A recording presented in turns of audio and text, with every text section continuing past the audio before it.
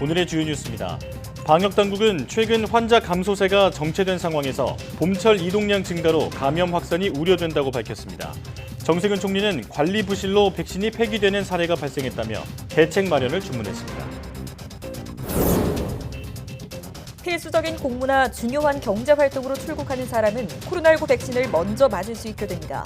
17일부터 관련 부처에 신청 가능하고 질병관리청 등의 승인을 거쳐 접종 여부가 최종 결정됩니다. 영국발 변이 바이러스에서 파생돼 전파력이 더 강한 B1525 바이러스가 유럽 등 19개 나라에 퍼진 것으로 확인됐습니다. 이탈리아는 변이 바이러스 확산 속에 러시아 백신의 자국 생산을 추진하고 있습니다. 변이 바이러스 확산과 함께 어린이 감염자가 빠르게 늘고 있습니다. 백신 제조사들이 어린이 청소년 백신 개발을 서두르고 있지만 빨라야 연말에 백신 출시가 가능할 것으로 보입니다. 신약 개발은 성공하면 엄청난 부가가치를 창출하지만 성공까지 많은 시간과 노력이 필요합니다. 최근 바이오 물질을 활용해 신약 개발 확률을 높이는 기술이 주목받고 있는데요. 신약의 효능을 예측할 수 있는 바이오 물질을 개발하고 있는 웰마커 바이오 진동훈 대표를 바이오 위클리에 초대했습니다.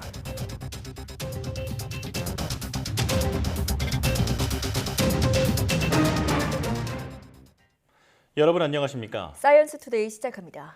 정부는 봄철 이동량 증가 등으로 코로나19가 지속해서 확산하고 있다며 방역수칙 준수를 재차 당부했습니다. 중앙재난안전대책본부에 따르면 지난 한 주간 지역 발생 확진자 수는 2,799명으로 하루 평균 399.9명꼴로 발생했습니다. 사실상 400명으로 사회적 거리두기 2.5단계 범위에 재진입한 것으로 볼 수 있습니다. 특히 지난주 지역 발생 확진자는 수도권에서만 하루 평균 307.7명이 나와 직전주보다 23명이 증가했습니다. 중대본은 최근 환자 감소세가 정체된 상황에서 봄철 이동량 증가 등으로 인한 감염 재확산이 우려된다며 백신 접종을 차질 없이 진행하기 위해서는 환자 발생을 최소화하는 것이 중요하므로 거리 두기와 손 씻기, 마스크 착용 등 개인 방역 수칙을 철저히 준수해달라고 요청했습니다. 필수적인 공무나 중요한 경제활동으로 출국할 때는 코로나19 예방 백신을 먼저 맞을 수 있게 됩니다. 중앙재난안전대책본부는 공무상 출장이나 해외 파병, 재외공간 파견 등 국익과 관련된 업무로 출국해야 한다면 백신 우선 접종 대상이 된다고 밝혔습니다.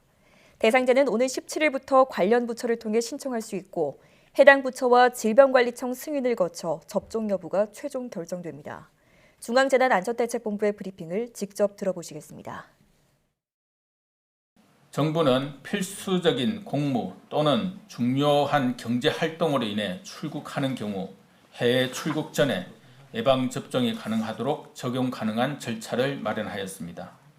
대상은 공무상 출장, 해외 파병, 재외공간 파견 등 국익과 직결되는 업무를 수행하기 위한 출국의 경우입니다. 또한 중요한 경제활동이나 공익 목적인 경우도 단기 국외 방문 시 접종이 가능합니다. 정세균 국무총리는 일부 요양병원에서 관리 부실로 코로나19 백신을 폐기한 데 대해 유감을 표명하고 재발 방지를 주문했습니다. 정세균 국무총리는 코로나19 중대본 회의에서 최근 경기와 전북, 울산 등지의 요양병원에서 냉장고 고장 등 관리 부실로 보관 중인 백신 수백 회 분량을 폐기하는 안타까운 일이 있었다고 지적했습니다. 그러면서 그동안 여러 차례 모의 훈련을 실시하고 다양한 상황에 대비한 점검이 있었음에도 이러한 사고가 발생한 데 대해 매우 유감스럽게 생각한다고 밝혔습니다. 또 지금은 한 방울의 백신이 간절한 상황이라며 한 분의 국민이라도 더 접종하기 위해 조금의 잔량까지도 활용하고 있는 마당에 사소한 부주의로 백신이 폐기되는 일이 있어서는 절대 안 된다고 강조했습니다. 코로나 변이가 확산하며 사망자가 10만 명을 넘은 이탈리아는 초비상에 걸렸습니다. 전파력이 더욱 강한 희귀 변이까지 퍼지고 있는 가운데 유럽에서 처음으로 러시아 백신 생산을 추진하고 있습니다. 김태현 기자의 보도입니다. 지난해 초반 코로나 확산의 거점이었던 이탈리아 북부 롬바르디아주의 한 병원입니다. 160병상의 대부분이 코로나 환자인데 최근 영국발 변이 환자가 급증했습니다. 입원 환자의 60-70%가 변이 감염자인데 전파 속도가 빠르고 고령층의 비중이 낮은 것이 특징입니다. Sappiamo che la variante inglese ha una maggiore trasmissibilità e anche una maggiore diffusione nella popolazione e quindi la motivazione sembra proprio essere legata a questo.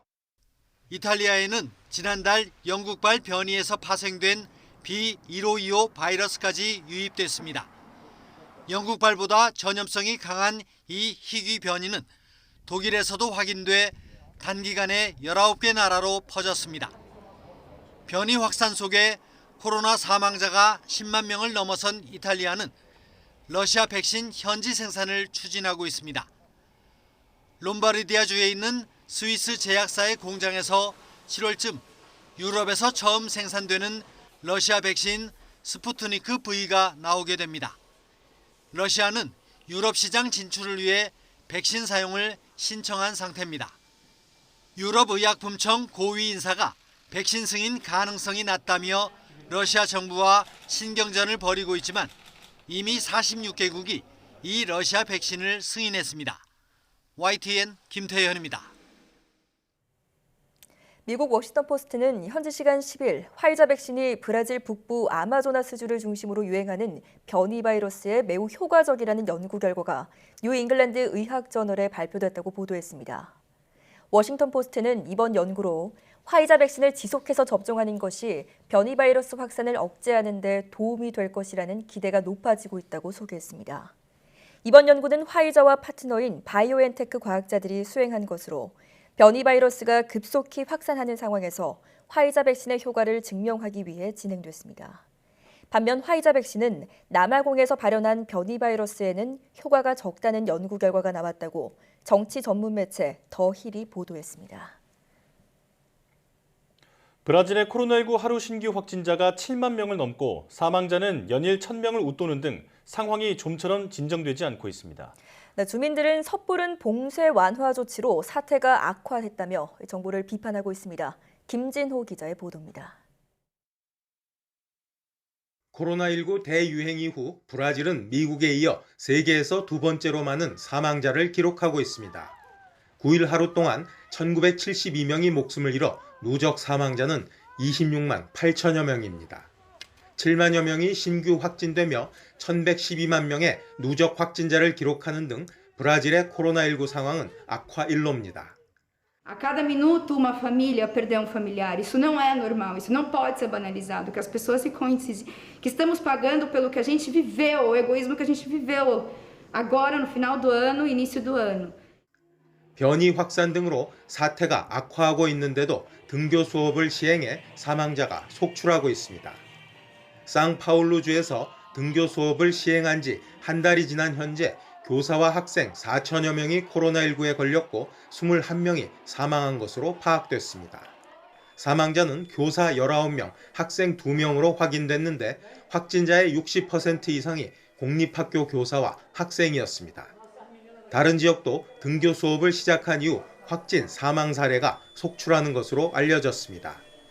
이 같은 코로나19 대응 방식을 둘러싸고 보우소나로 대통령과 갈등을 빚은 끝에 의사 출신 장관 2명이 물러나고 보건 분야와 무관한 군 장성 출신이 장관직을 수행하고 있습니다. 이후 보건부는 대통령의 입김에 휘둘리며 코로나19에 체계적으로 대응하지 못한 채 우왕좌왕했고 백신 확보와 접종에서도 다른 나라에 뒤처지는 모습을 보이고 있습니다. Mas vamos analisar como é que está a saúde pública no Brasil. Quem devia olhar mais por nós seria os governadores, acabar com essa política suja do Dória e o Bolsonaro e correr atrás de vacina para nós todos brasileiros. 그동안 코로나19의 심각성을 무시하고 백신 접종에도 의지를 보이지 않던 보우소나로 대통령은 최근 지지율이 급락하자 뒤늦게 백신 확보와 접종에 공격적으로 나설 것이라고 밝혔습니다. YTN 김진호입니다. 북한도 코로나19 변이 바이러스의 우려를 나타내며 방역 고삐를 더욱 바짝 쥐어야 한다고 강조했습니다. 노동당 기관지 노동신문은 코로나19 관련 특집 기사를 싣고 새로운 변종의 코로나19 바이러스가 세계 각지에 계속 급속히 전파돼 큰 우려를 자아내고 있다면서 이렇게 전했습니다. 신문은 자료를 인용해 유럽의 신규 코로나19 확진자 대부분이 변종 바이러스에 감염됐다면서 대유행병의 새로운 파동이 일어날 수 있다는 위구심이 커가고 있다고 덧붙였습니다. 그러면서 중요한 것은 한순간도 방심하지 않고 강철 같은 방역 규율을 더욱 철저히 확립하는 것이라고 거듭 촉구했습니다.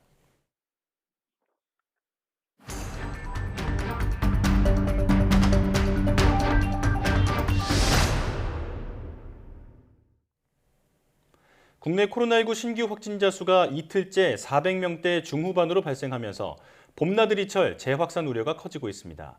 백신 접종이 40만 명 넘게 이뤄진 가운데 정부는 아스트라제네카 백신을 65세 이상에도 접종할지를 논의하기로 했습니다. 네, 오늘 관련 내용을 코로나19 브리핑 고려대 약학대학 김정기 교수와 함께 자세히 알아보도록 하겠습니다. 전화로 연결합니다. 교수님 나와 계시죠? 네, 안녕하세요. 네. 9일 하루 신규 확진자 수가 470명입니다. 3,400명대 정체가 길어지고 있는데요. 봄을 맞아 국민 이동량이 늘어날 것으로 보입니다. 확산세가 거세지지 않을까 우려되는데 어떻게 보십니까?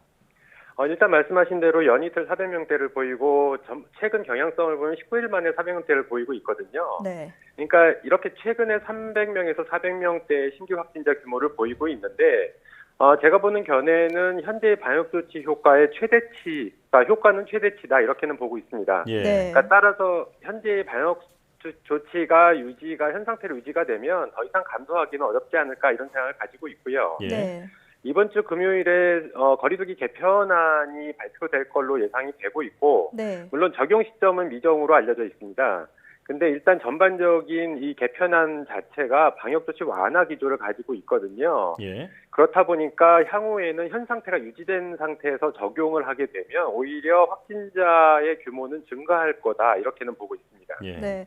현 상태가 계속되면 확진자는 늘어날 것이다. 현재 적용되고 있는 사회적 거리두기 단계는 이번 주 일요일에 끝나는데요. 정세균 국무총리는 4차 대유행을 막을 새로운 거리두기 조정안을 신중하게 결정하겠다고 했습니다. 현 시점에서는 어떤 내용을 담아야 할까요? 일단 앞서 말씀드린 것처럼 새로운 사회적 거리두기 개편안이 실제로 방역조치 완화 결과를 나타내든 아니면 강화 결과를 나타내든 이런 부분은 차치하고요. 가장 중요한 부분이 변이 바이러스의 위험이거든요. 예. 현재 우리나라에서도 변이 바이러스의 지역 사회 내 전파 가능성의 위험도가 계속 증가를 하고 있기 때문에 현재 상태로 봤을 때는 조만간 우리나라에서도 변이 바이러스 지역 사회 전파가 본격화될 가능성이 굉장히 높다 이렇게는 보고 있습니다. 네. 네. 그러니까 따라서 새로운 사회적 거리두기 개편안에서는 이런 변이 바이러스 변수를 감안해야 되지 않을까. 만약에 변이 바이러스가 유입이 본격적으로 돼서 지역사회 전파가 이루어진다라고 하면 이 부분을 실제로 거리두기에 반영을 시켜야 된다라고 생각을 하고 있고요. 예. 네. 현재 앞서 말씀드린 것처럼 방역조치 개편안에는 경제적인 부분 때문에 완화 기조를 가지고 있는데 만약에 변이 바이러스의 위험도를 감안하지 않거나 경제적인 이유로 방역조치를 계속 완화를 하게 되면 실제로는 경제적인 부분이 가장 정부 입장에서는 고민인데 실제로 더 확산이 일어날 경우에는 경제적인 타격은 더 심하게 될 거다. 그러니까 이러한 부분을 조기에 차단하는 것이 가장 중요하다라고 생각을 하고 있습니다. 네. 네. 변이 바이러스 대응책을 마련해야 한다 이렇게 강조해 주셨습니다. 백신 접종 이야기 나눠보겠습니다. 지금까지 40만 명 넘게 백신 접종이 이루어지면서 우선 접종 대상자의 절반 이상이 1차 접종을 마친 것으로 알려졌습니다. 백신 접종 상황 어떻게 보고 계십니까? 일단 현재 백신 접종 진행 상황은 순조롭게 진행되고 있다, 계획대로 진행되고 있다라고 평가를 하고 싶고요. 예. 다만 이러한 기조가 계속 유지가 되는 게 관건인데 향후에 이 부분을 충족을 시키려면 백신 수급 문제가 해결이 돼야 됩니다. 그래서 계획대로 정부에서 국내로 도입되는 물량이 확보될 수 있도록 정부에서는 최선의 노력을 다해야 될 것 같고요. 예. 네. 일단 접종 속도를 좌지우지할 수 있는 그런 시스템적인 부분은 우리나라 시스템이 현재로서는 합격점이다라고 생각을 하고 있습니다. 예. 네. 백신 접종 상황은 순조롭게 진행되고 있다라고 말씀해 주셨는데 일각에서는 젊은 층에서 면역 반응이 강하게 나타나고 있다라는 얘기들이 나오고 있습니다. 실제로 그런 건지 또 만약 그렇다면 그 이유는 뭐라고 생각하시는가요? 실제로 젊은 층에서 면역 반응, 백신 접종 후에 면역 반응이 강하게 나타나고 있다라고 하는 거에 대한 과학적인 근거가 명확하지 않기 때문에 요거는 보다 좀 철저하게 조사를 해보고 과학적으로 분석을 해봐야 된다라고 생각을 하고 있고요. 네. 일단은 젊은 층에서는 젊은 층의 면역 반응, 면역 시스템 자체가 고연령층이나 어린 청소년층보다는 훨씬 더 좋습니다. 그렇기 때문에 백신 접종 맞았을 때의 어떤 항체 반응이라든가 기타 등등 면역 반응들은 강하게 나타날 수 있다라고 보고는 있고요. 네. 근데 이 부분이 중요한 게 아니라 실제로 백신 접종을 맞았을 때 단순하게 항체가의 정도뿐만 아니라 세포성 면역이라고 하는 다른 어떤 개념의 면역 시스템들도 같이 작동을 하기 때문에 네. 이 부분은 복합적으로 좀 과학적으로 조사를 할 필요는 있다라고 생각을 하고 있습니다. 예. 네. 아직은 규명되지 않은 얘기다. 이런 말인데요. 정부가 효능 논란이 있었던 아스트라제네카 백신을 65세 이상 고령자에게 접종할지 논의하기로 했습니다. 세계적으로는 고령층 접종을 허가하는 쪽으로 분위기가 바뀌고 있는데 우리나라는 어떨까요? 결론부터 말씀드리면 우리나라도 조만간 허용하지 않을까 생각을 하고 있는데요. 일단 과거에도 여러 번 제가 말씀을 드렸던 것처럼 저 개인적으로는 아스트라제네카 백신을 65세 이상의 고령층에 접종을 해도 된다라는 입장이었거든요. 예. 네. 근데 정부에서는 해외에서 아스트라제네카 백신을 고령층에 접종하는 걸 유보하는 국가들이 많이 있다 보니까 우리나라도 최종 점검회의에서는 65세 이상의 백신 접종 허용한 바 있거든요. 권고한 바 있는데 네. 실제로 최종적으로는 보류 결정을 냈습니다. 그래서 아무래도 해외 상황을 감안을 한 걸로 보고 있는데 일단은 뭐 해외 판단에 의존적이지 않았나라는 생각을 가지고 있고요. 우리나라도 이런 판단 역량이 충분히 있습니다. 그래서 예. 향후에는 우리나라 스스로의 결정을 하는 게 더 맞지 않을까. 향후에 해외 상황을 너무 지나치게 감안을 하는 것도 좀 지양을 할 필요 있다. 이런 생각을 가지고 있습니다. 예. 네. 뭐 백신 접종이 본격적으로 진행되면서 전 세계적으로는 백신 여권이 화두로 떠오르고 있습니다. 최근 중국이 QR코드를 이용한 백신 여권을 내놓는 등 백신 여권 도입을 검토하는 나라가 늘고 있죠. 하지만 세계보건기구 WHO는 불평등 심화를 시킨다라는 이유로 백신 여권을 부정적인 견해를 내놨습니다. 교수님께서는 백신 여권에 대해 어떤 입장이신가요? 일단 결론부터 말씀드리면 백신 여권 제도는 현 단계에서는 절대 해서는 안 된다라고 생각을 하고 있고요. 예. 네. 일단 말씀하신 것처럼 WHO에서는 뭐 불평등 심화라는 이유로 실제로 백신 접종 여권에 대해서 부정적인 견해를 나타냈는데 일단 WHO는 어떤 정치단체가 아니고 이 보건과 관련돼 있는 국제기구이기 때문에 이러한 이유 면에서 불평등보다는 방역적인 측면의 이유를 대는 게 훨씬 더 맞지 않았을까 생각을 하거든요. 근데 방역적인 측면만 봐도 백신 접종 후에 뭐 심지어 2회 접종 후에도 이 코로나19 바이러스의 감염 가능성은 충분히 있습니다. 제가 과거에도 말씀드린 것처럼 트로이 목마 효과라고 해서 백신 접종자들도 실제로 감염 가능성은 있고 이 감염된 백신 접종자가 백신 미접종자에게 전파를 시킬 가능성이 상당히 있거든요. 네. 그래서 이러한 부분은 실제로 백신 여권이라고 하는 게 감염 여부를 떠나서 이 개인 방역 수칙을 좀 완화하는 정책이다 보니까 실제로는 오히려 접종 진행 과정, 집단 면역이 형성되기 전에는 확산을 강하게 시킬 가능성이 상당히 있다. 그렇기 때문에 일단은 반대 입장이고요. 예. 또 하나 중요한 거는 우리나라 정부에서는 일단 해외 백신 여권 소지자에 대해서 국내 입국 시에 어떤 검역이라든가 이런 자가격리 등을 완화하려는 또는 면제하려는 그런 방침에 대해서 논의를 하고 있는 걸로 알고 있거든요. 예. 네. 이럴 경우에는 백신 접종자가 특히나 기존 바이러스뿐만 아니라 변이 바이러스는 굉장히 취약하게 됩니다.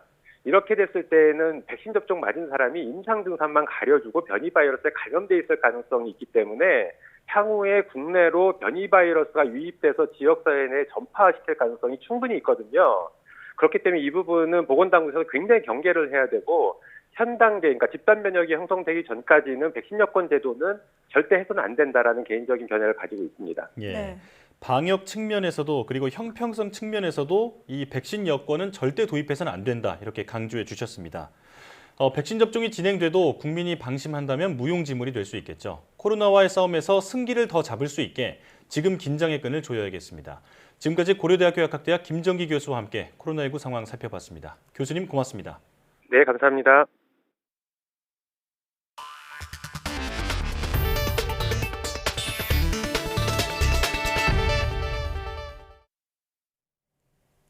국내 500대 기업의 온실가스 배출량이 정부 허용치를 13% 이상 넘어선 것으로 나타났습니다. 기업 평가 사이트 CEO 스코어는 500대 기업 중 온실가스 배출량 자료가 공개된 138개 기업을 대상으로 조사한 결과 할당량 대비 배출량이 2015년 104.3%에서 2019년 113.3%로 높아졌다고 밝혔습니다.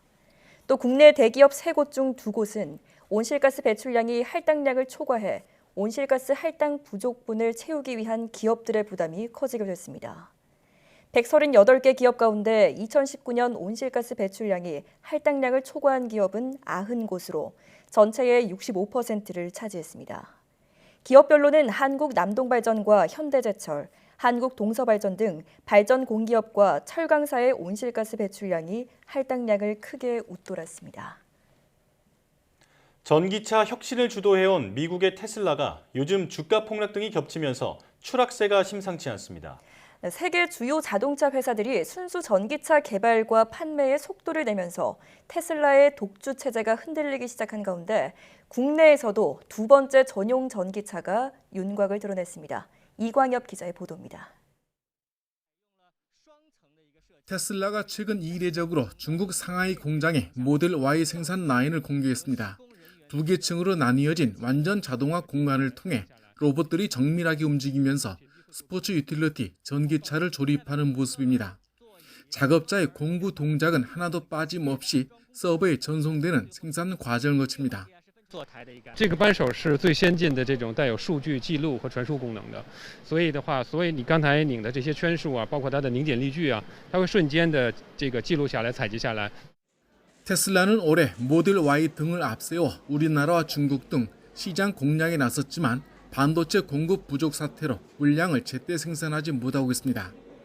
게다가 GM과 포드, 폭스바겐 등 주요 완성차 업체들이 빠른 속도로 전기차 경쟁에 뛰어들면서 지난해 50만 대가량을 판매한 테슬라의 독보적인 시장 점유율은 흔들리기 시작했습니다.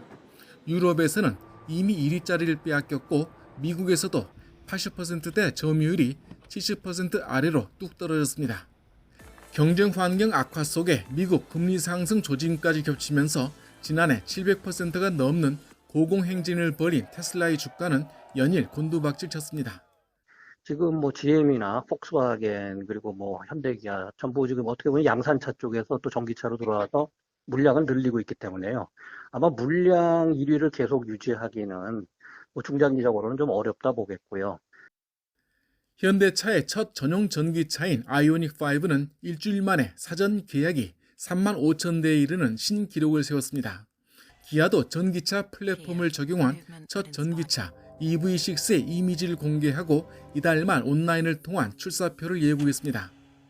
테슬라의 단독 주행 무대였던 전기차 시장이 미국과 유럽의 친환경 정책 강화 속에 춘추 전국 시대와 같은 격전의 장으로 바뀌면서 소비자 선택의 폭이 넓어지게 됐습니다.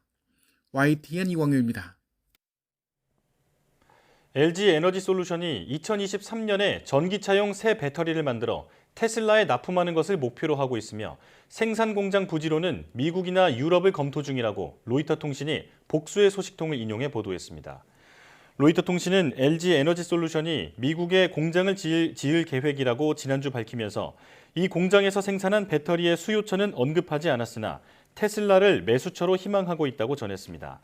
또 LG 측이 테슬라의 기가 베를린 공장에 배터리를 공급하기 위해 유럽에 생산 라인을 만들 계획이라면서 스페인이 후보지 중 한 곳이라고 말했습니다. 한반도를 포함한 인도태평양 지역을 관할하는 미국의 인도태평양 사령관이 북한을 당면한 중대한 안보 위협으로 규정했습니다. 김정은 북한 국무위원장이 의미 있는 비핵화 조치 대신에 핵무기 개발 등 호전적 태도를 강화하고 있다고 평가했습니다. 워싱턴 강태욱 특파원의 보도입니다.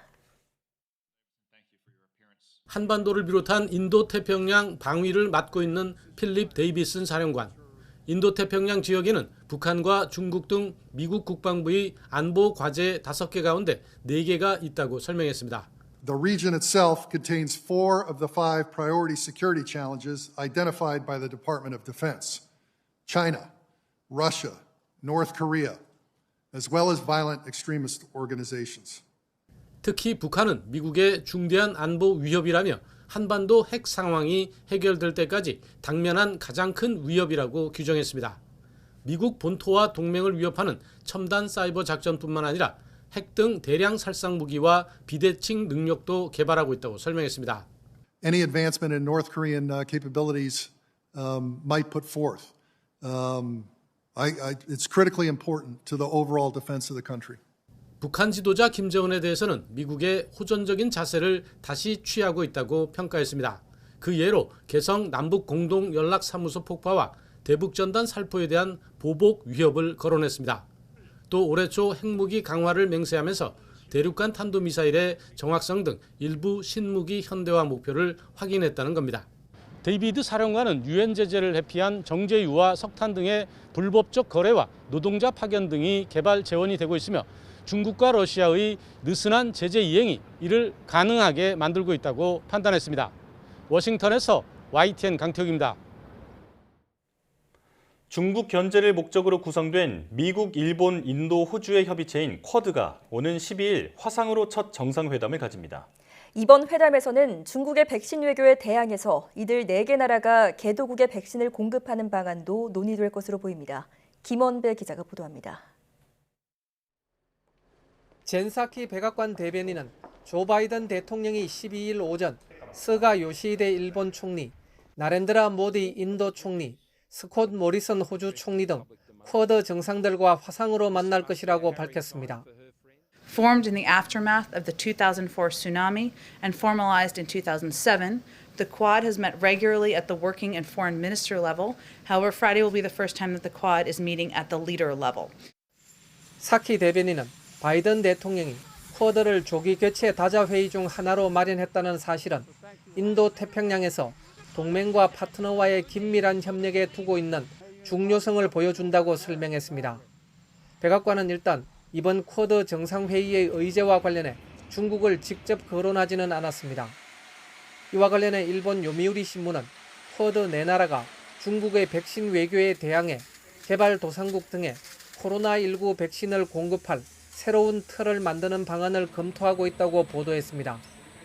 미국, 일본, 호주가 아시아나 아프리카의 개도국에 낮은 금리로 융자하고 수혜국들이 이 자금으로 인도산 코로나19 백신을 사들이도록 한다는 것입니다. 이번 쿼드 정상회의에서 이와 관련한 합의가 이루어질 것으로 보인다고 복수의 일본 정부 관계자가 밝혔습니다. 쿼드 확대 방안이 논의될지도 주목됩니다. 제이크 슬리번 백악관 국가안보보좌관은 바이든 행정부 출범 직후인 1월 29일 쿼드를 더 발전시키고 싶다고 공개적으로 말했습니다. 따라서 우리나라 등을 포함한 쿼드 플러스로 구체화할지에 비상한 관심이 쏠리고 있습니다. 이와 관련해 미 국무부 대변인은 언론 브리핑에서 쿼드의 한국 참여 문제와 관련한 질문을 받고 한국은 인도 태평양을 포함해 많은 관심사를 공유하는 동맹이란 취지로 답변했습니다. YTN 김원배입니다. 미국이 우주 탐사에서 중국을 배제하려는 움직임을 보이고 있는 가운데 중국은 러시아와 손을 잡고 달의 연구 목적의 정거장을 공동 건설하기로 했습니다. 중국 관영 신화통신은 중국 국가항천국과 러시아 우주공사가 지난 8일 달 연구를 위한 국제정거장 건설을 내용으로 하는 양해각서를 체결했다고 보도했습니다. 또 중국과 러시아가 추진하는 달 정거장은 달의 표면 또는 궤도에 세워져 학제 간 연구와 실험의 장소로 사용될 것이라고 전했습니다.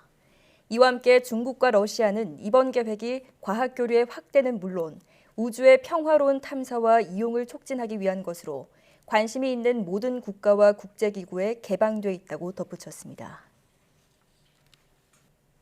위안부는 자발적 매춘부였다는 미국 하버드대 램지어 교수 논문에 대해 일본 학계와 시민단체가 학술 가치를 인정할 수 없다며 게재를 철회할 것을 학술지 측에 요구했습니다. 일본 역사연구회 등 세계 학술단체와 일본군 위안부 문제를 다뤄온 시민단체 파이트 포 저스티스는 긴급 성명을 통해 램지어 교수의 논문은 위안부 피해에 대한 앞선 연구들을 무시했을 뿐 아니라 중요한 부분에서는 근거를 제시하지 않은 채 주장만 전개하고 있다고 지적했습니다. 또 이런 논문이 전문가의 심사를 제대로 거치지 않고 학술지에 게재되는 것에 대해 놀라움을 금할 수 없다며 일본 근대사 전문가의 확인을 받지 않은 것이 원인으로 보인다고 분석했습니다.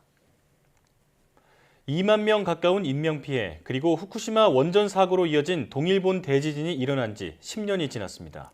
대지진 극복의 상징으로 올림픽을 치르겠다는 일본 정부의 말이 무색하게 고향에 돌아가지 못하는 사람들의 아픔은 계속되고 있는데요. 이경아 특파원이 후쿠시마 피해 현장에 다녀왔습니다. 연간 방사선 피폭량이 기준치를 넘어 사람이 살 수 없는 귀환 곤란 구역. 산페이 하루에 씨가 살던 후쿠시마현 쓰시마지구도 그중 한 곳입니다. 부모님부터 자식, 손자까지 10명이 모여 살던 평온한 일상은 지진으로 하루아침에 사라졌습니다. 행복했던 추억은 폐허가 된 집안 곳곳에 지금도 남아 있습니다. ここにつなげて、ここに長いテーブルをして10人で座ってたっていう。 아이들의 웃음소리가 사라진 학교. 동네의 하나뿐인 상점에는 주인을 찾지 못한 물건들이 나뒹굴고 있습니다. 후쿠시마현에 남아있는 귀환 곤란 지역은 이곳 쓰시마지구를 포함해 모두 7곳입니다. 일본 정부는 오염 제거 작업 등을 거쳐서 이 중 일부 지역에 사람이 살도록 할 방침이지만 그 면적은 전체의 10%에도 미치지 못하는 수준입니다. 산페이시를 포함한 주민 600여 명은 마을을 옛 모습으로 되돌려달라고 일본 정부를 상대로 소송을 제기했습니다. 自宅の20メートル四方ぐらいしかね除染されない中でそこで除染されたその 1.6% の住民の人だけで生活ができるかっていうことをやはり国は自分の目で対馬に来てもらって 피난 지시가 해제된 이곳에는 부흥주택이라는 이름의 새 주택단지가 들어섰습니다. 하지만 여기서 불과 1km도 떨어지지 않은 곳에는 재염 작업으로 퍼낸 방사능 오염토가 쌓여 있습니다. とてもいい建物に帰れる状態じゃないと。どのぐらい汚染しているか分かっているので、もういい建物には帰りたいけど帰れない。 지금도 4만 명 넘는 사람들이 일본 전국에 흩어져 피난 생활을 하고 있습니다. 도쿄올림픽을 대지진 극복의 상징으로 치르겠다는 일본 정부의 말이 무색한 대목입니다. この原発が事故を起こして復興できるはずはないと思ってます。完全に復興したっていう言葉使われたんでは私は腹が立ちます。 후쿠시마에서 YTN 이경아입니다.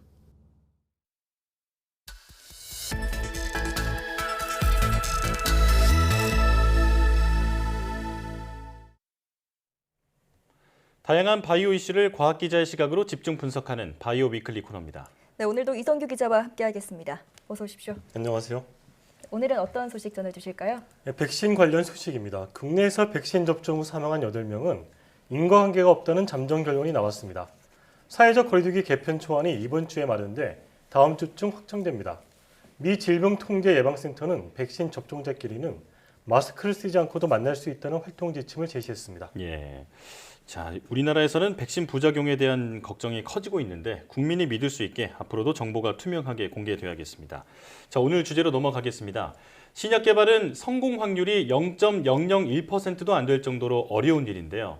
신약을 개발할 때 신약의 효능을 예측할 수 있는 바이오 물질을 함께 개발한다면 성공 확률을 크게 높일 수 있다고 합니다. 네, 오늘 바이오 포커스에서는 신약의 효능을 예측하는 바이오 마커와 신약을 함께 개발하는 웰마커 바이오의 진동훈 대표이사와 자세한 내용 알아보겠습니다. 어서 오세요. 네, 감사합니다. 네, 자 나와주셔서 감사합니다. 네. 회사 명칭에 대한 질문을 드릴 텐데요. 네. 그 회사의 이름은 그 정체성을 담고 있다고 볼 수 있잖아요. 이 웰마커 바이오 어떤 뜻인가요? 뭐 사실 이제 이름은 쉬워야 될 것 같아서 네. 독특하긴 하지만 뭐 웰빙이라는 말처럼 좋은 바이오마크, 예, 좋은 바이오마크를 기반으로 해서 신약을 만들어 보자. 네. 뭐 그런 단순한 의미입니다. 네. 예. 네. 웰마커 바이오는 치료 반응 예측, 바이오마커에 근거한 신약을 개발하고 있는데 이름이 조금 생소합니다. 네. 치료 반응 예측 바이오마커란 무엇인가요? 일반인들한테는 참 어렵게 다가올 수 있는 용어이기는 한데 네. 그간 의학 통계가 많이 발전해서 어떤 약물을 먼저 처리하고 나중에 처리하면 환자한테 도움이 된다는 정도는 이제는 많이 이제 우리가 파악을 하고 있습니다. 예. 그럼에도 불구하고 개개인의 암 환자들한테 어떤 항암제를 먼저 줘야지만 또는 항암제 주기 전에 해당되는 항암제가 해당되는 암 환자한테 효능이 있는지 없는지는 여전히 불투명합니다. 네. 그래서 저희들이 개발하고 있는 항암제, 모든 항암제는 사전에 약물을 투여하기 전에 이 환자가 우리가 개발하고 있는 항암제에 효능이 있는지 없는지 예. 사전에 이제 확인하고 난 다음에 투여를 결정할 수 있는 바이오마커까지 같이 개발하고 있습니다. 예. 다음 질문에 들어가기 전에 네. 이렇게 드는 생각이 웰마커 바이오의 이 웰마커는 이 치료의 측 바이오마커를 말한다 이렇게 해야 할 수 있습니다. 맞습니다. 예. 근데 이 지금 진행하고 있는 파이프라인 중에 이 네. 대장암 신약 후보 물질 네. 다음 달 호주 일상에 들어가잖아요. 예, 네. 일단 이 치료 원리가 어떤 건지부터 설명을 좀 해주시죠. 대장암 치료제는 몇몇 가지 표적 치료제라는 게 있습니다. 그 중에 이제 대표적인 게 어비툭스라고 하는 치료 이제 양품명이 있는데 네. 그게 이제 소위 한 달에 보험을 받아도 500만 원 정도 하는 아주 그렇군요. 고가입니다. 예. 보험을 받지 않으면 600만 원 이상 하는 고가인데 근데 이 환자 입장에서 그 약물을 투여를 받고 난 다음에 50%는 효능이 있지만 50%는 효능이 없습니다. 그러면 환자 입장에서는 결국에는 투여를 받은 이후에도 결국에는 고가의 약물을 투여를 했는데도 불구하고 효능이 없게 돼버리는 겁니다. 근데 더 문제는 그러고 난 다음에 투여할 수 있는 어떤 특정한 약물들이 현재는 없습니다. 예. 네. 그래서 지금 웰마커에서 호주에서 임상을 진행하고자 하는 부분은 그런 1차 또는 2차, 3차 치료에서 실패한 대장암 환자를 대상으로 그리고 특정 바이오마커가 발현하고 있는 환자를 대상으로 우리 약물이 효능이 있는지 없는지를 확인하고자 지금 임상을 진행하려고 하고 있습니다. 네. 이 다른 그 치료제에서 크게 효과를 보지 못하는 다른 그 대장암 환자들까지 그렇습니다. 허용할 수 있는 약물을 개발 중이다 이렇게 말씀해 주셨는데요. 네. 자, 이 말씀하신 대장암 신약 후보 물질이 다음 달 호주에서 임상 일상에 돌입합니다. 네. 이후의 계획까지 좀 설명해 주시죠. 일단 일상에서 저희들이 30명에서 40명 정도 환자를 대상으로 이제 독성이나 그러니까 효능이 있을 거라고 추정되는 용량을 결정할 예정입니다. 예. 결정이 되고 나면 일상 중에서도 좀 세분화되어 있는 다음 단계의 일상이 또 있습니다. 그거를 네. 원비라고 하는데 원비에서 저희들이 기존의 대장암 환자들한테도 투여를 하겠지만 우리가 현재까지 갖고 있는 과학적 근거로는 담도암, 예. 그다음에 비소세포 폐암, 그다음에 두경부암에도 효능이 일부 있다는 걸 관찰했습니다. 그래서 그쪽에서의 어떤 적응증을 확대하는 임상 원비를 또 시행할 예정이고 두 번째는 기존의 어떤 화학요법하고 병용으로 해서 치료를 하려고 합니다. 아시겠지만 화학요법은 매우 큰 독성을 유발하기 때문에 예. 조금이라도 낮은 또는 농도를 낮춘다면 그래서 더 많은 베네핏이 있다면 환자한테는 굉장히 좋은 어떤 이익이 될 겁니다. 그래서 최근에 또 이제 진행하고 있는 면역치료제 하고의 어떤 병용하고 해서 원비에서 세 가지 형태의 전략을 갖고 저희들이 이제 개발할 예정에 있습니다. 예. 네. 대장암 치료제 이제 1A에서 1B를 네. 진행할 계획이다 이렇게 설명해 주셨는데 네. 웰마커 바이오가 보유하고 있는 신약 개발 그 파이프라인 중에서 좀 눈에 띄는 게 그 폐암이 또 있어요. 네, 네. 이게 이제 그 아까 말씀하셨지만 그 면역관문 억제제가 네. 잘 안 넣는 네, 네. 그런 환자들을 겨냥해서 개발하고 있는 거 알고 있거든요. 예, 맞습니다. 이게 좀 어떤 내용인지 좀 구체적으로 설명을 좀 해주시죠. 이제 최근에 그 가장 이슈가 되고 있고 실제로 MSD 머크에서 만든 키트루다라는 어떤 약물은 2019년 기준으로 매출이 우리나라 돈으로 단일 약물인데 17조 원을 매출을 올렸습니다. 예.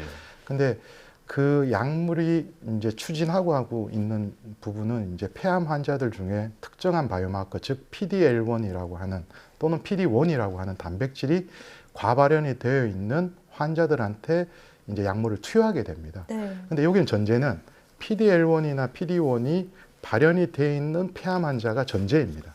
그럼 반대로 그럼 PD-L1과 PD-1이 발현하고 있지 않는 폐암 환자들은 투여를 못 받는 것이 이제 현실인 거고 예. 그럼 그 환자들은 어떻게 치료할 것이냐라는 어떤 물음표가 달리는 거죠. 그래서 저희 약물은 바로 그런 PD-L1이 발현하지 않는 폐암 환자를 대상으로 저희들이 이제 치료를 접근을 하고 있습니다. 네. 현재는 전임상 단계 진행 중에 있습니다. 네. 신약 개발까지는 앞으로도 가야 할 길이 먼데요. 10년 이내 꼭 이루고 싶은 점이 있다면 어떤 게 있을까요?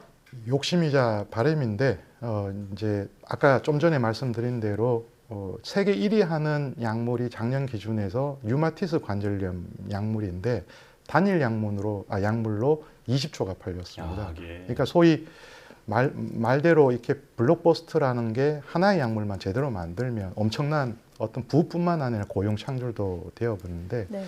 저희 웰마크 바이오는 대장암이 됐든 폐암이 됐든 또 다른 무언가가 됐든 현재 개발하고 있는 9종의 항암제 중에서 10년 안에 정말 그와 같은 류의 어떤 소위 매출이 발생할 수 있는 어떤 항암제를 개발해서 세계 50위 안에 드는 게 저희들의 꿈이자 욕심이자 바람입니다. 네. 네. 네.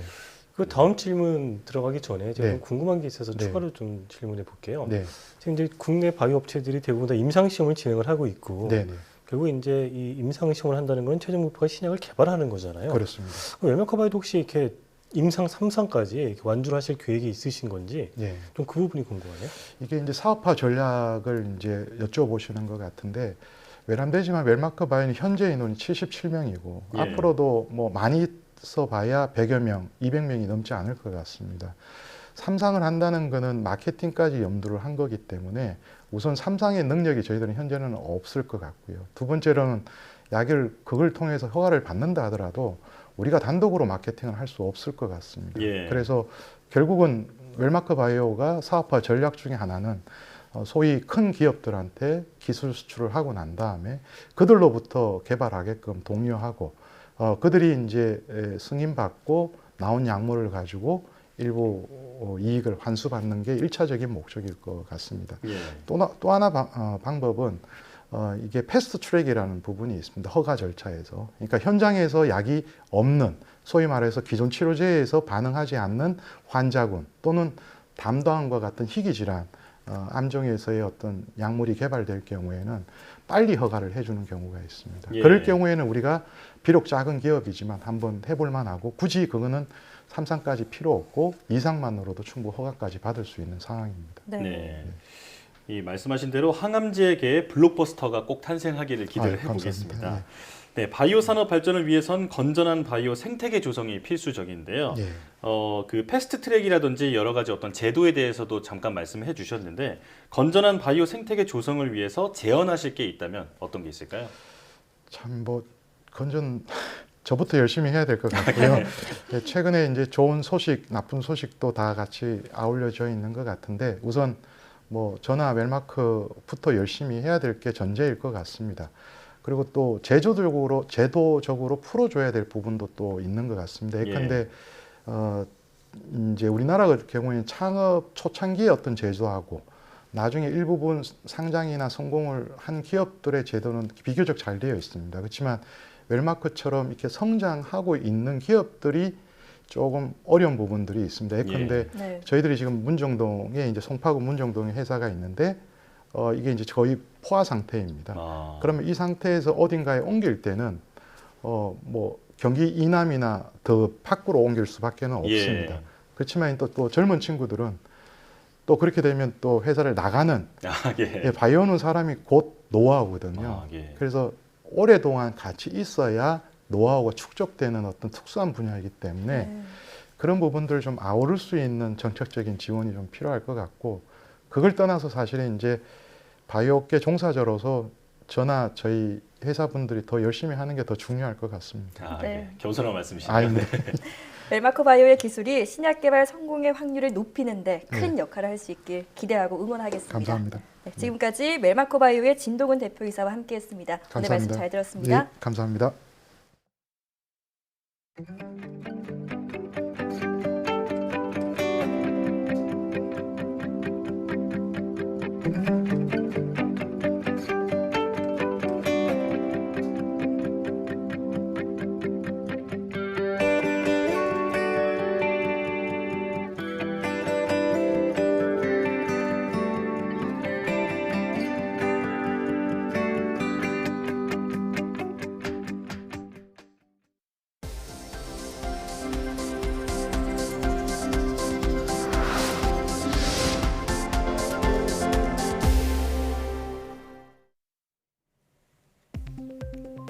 몸 일부나 전신에서 근육 수축이 일어나 몸이 뒤틀리는 근긴장 이상증을 수술 없이 치료할 길이 열렸습니다.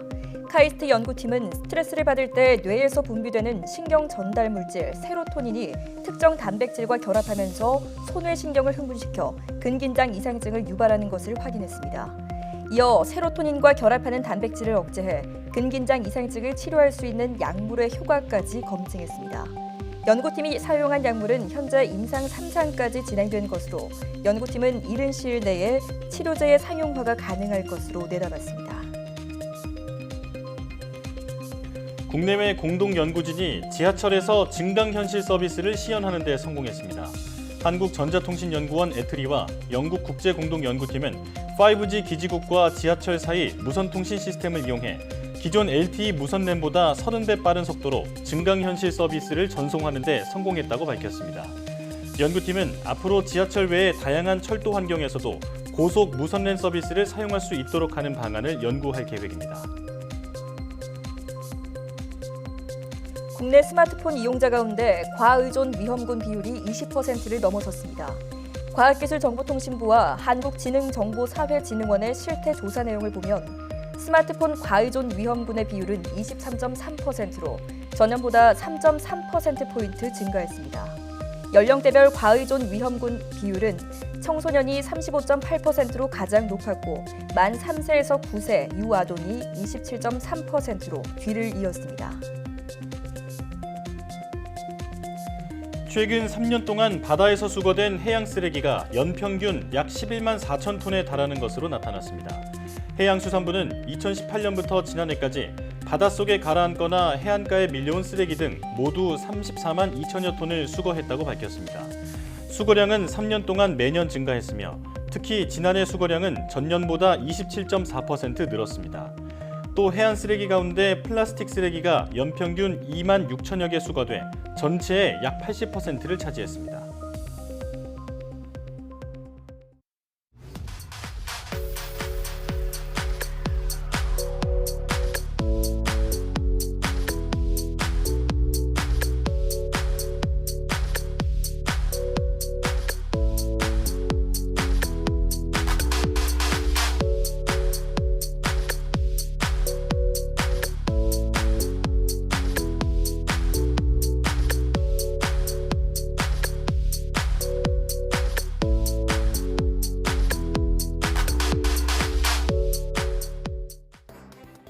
봄을 맞아 나들이 객이 증가하면서 코로나 재확산 우려가 커지고 있습니다.